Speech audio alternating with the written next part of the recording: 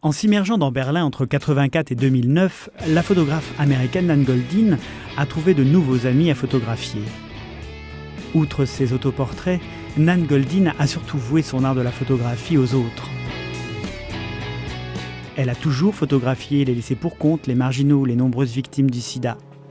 Mais au-delà de ce regard porté sur l'époque, Nan Goldin instaure avec eux une confiance, elle se glisse dans leur regard.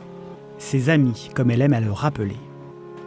Respect, tendresse, pudeur de l'échange et véritable inclinaison pour l'autre, voilà l'esprit de Nan Goldin. Les failles intérieures sont la richesse du genre humain.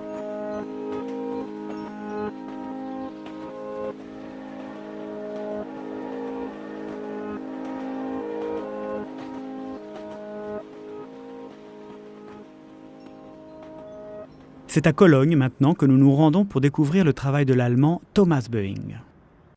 Si Nan Goldin et tous les artistes du monde tapissent les murs des galeries et des musées avec leurs œuvres, Thomas Boeing, lui, imagine un monde sans images, sans icônes, un monde vide et clinique.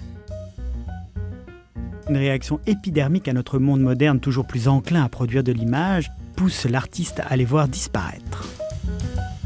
Par leur absence, il nous invite à les imaginer. Il applique cette même technique à d'anciennes usines désaffectées.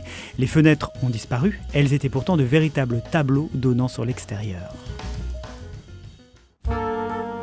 Nan Goldin révèle l'humain et sa profondeur, Thomas Boeing fait disparaître toute trace de vie, le français Baptiste de Bombourg expose lui aussi à Cologne et traduit « Comment l'homme détruit l'homme » pour des raisons politiques ou religieuses.